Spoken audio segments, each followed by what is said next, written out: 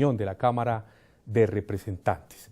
Hoy tenemos un querido representante de una circunscripción bien especial, que es la de colombianos en el exterior, la que representa más de 4 millones de colombianos que se encuentran viviendo fuera de casa, fuera de las fronteras colombianas, especialmente en los Estados Unidos, en España, en Ecuador, en Venezuela y en otros países donde hay menor número, pero básicamente colombianos que eligieron a 2 representantes. Uno de ellos es el doctor Jaime Buenahora Febres, quien repite como representante de esta circunscripción. Gracias, doctor Jaime, por estar con nosotros. Juan Manuel, muchas gracias por la oportunidad. Un saludo a toda la audiencia. Muy bien.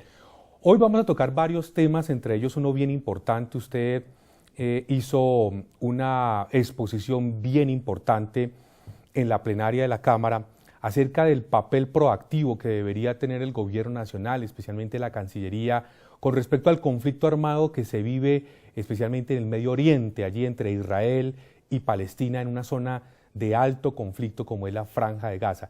Esa apreciación que usted hizo, esa manifestación, además muy bien expuesta con diapositivas, con cifras y con datos bien importantes, ¿por qué no la repite acá, doctor Jaime? Bueno, muchas gracias, Juan Manuel. No, la verdad es que el único propósito es crear y generar conciencia alrededor de la importancia que tiene la paz en el Medio Oriente, concretamente entre palestinos e israelitas. Es que el foco de la política internacional desde hace rato está allí, y es increíble que después de varias décadas no veamos sino un fracaso en esas negociaciones. Y lo que ha ocurrido en estas 2 semanas pues deja muchísimo que desear, es inaceptable.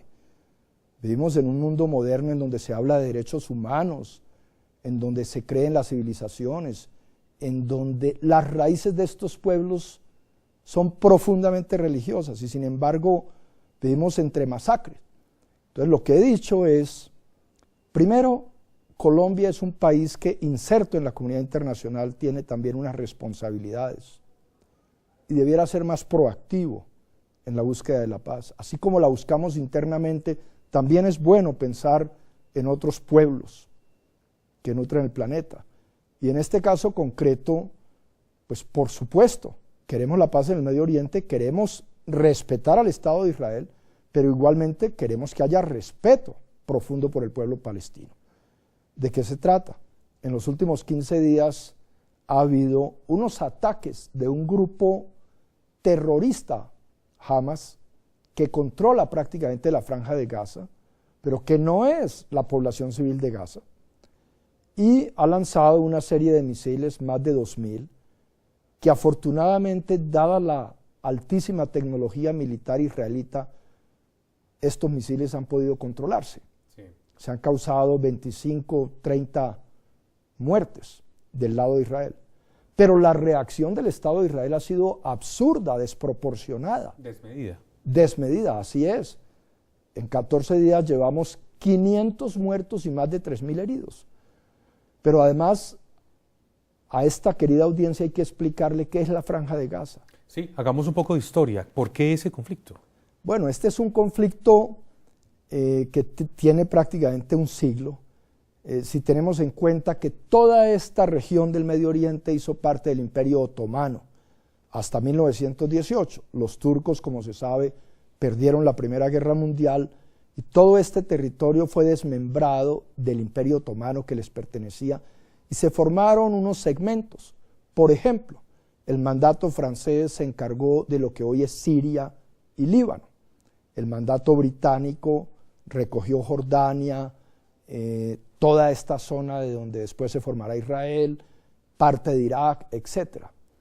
Y terminada la Primera Guerra Mundial, se empieza a hablar de la posibilidad de crear el Estado israelita y el Estado palestino. Los árabes no aceptaron la creación del Estado palestino. En mi opinión, hoy eso fue un grave error, porque se hubiera podido comenzar con esos 2 estados. Pero allá han estado los palestinos. Vino una guerra en 1948, luego la guerra de 6 días en 1967, y desde entonces en territorio palestino hay una ocupación israelita. De manera que eso en el día a día ha traído humillaciones, maltratos, y la Franja de Gaza es uno de esos territorios que tiene 11 kilómetros de frontera al sur, con Egipto, pero es prácticamente una zona pequeñísima en donde hay casi 3,5 millones de personas, es decir, una zona densamente poblada, donde no hay posibilidad ni siquiera de huir ante cualquier bombardeo. Y lo que ha ocurrido es dramático, de manera que yo, con el mayor respeto, pues llamo la atención de los colombianos para que intercedamos, así creamos que somos impotentes. No, hay que crear conciencia alrededor de Israel para que cesen esos ataques. Es que uno no puede olvidarse del holocausto que padecieron los judíos por cuenta de los nazis. La comunidad internacional fue solidaria con el pueblo judío, respetamos profundamente al pueblo judío, pero no hay derecho a maltratar como se maltrata al pueblo palestino.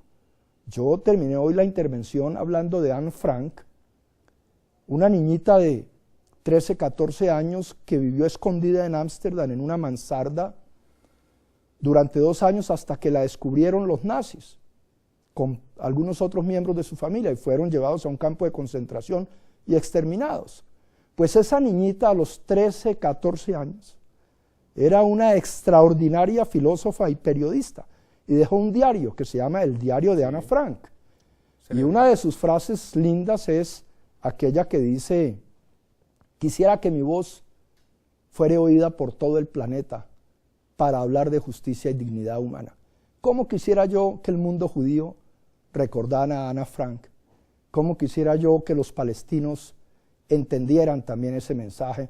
Para que unidos, acá en Colombia hubo un ejemplo de 2 grandes músicos, intérpretes de música clásica, uno palestino y uno judío, que pudieron ponerse de acuerdo para dar un concierto precisamente en aras de la paz. Sí.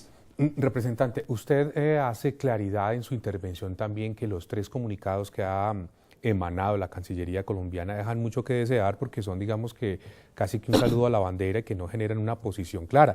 Colombia ha estado varias veces en la Comisión, en el Consejo de Seguridad de las Naciones Unidas, pero que en este caso, así estemos a miles de kilómetros, pues decir, Colombia también, habiendo acá prestigiosos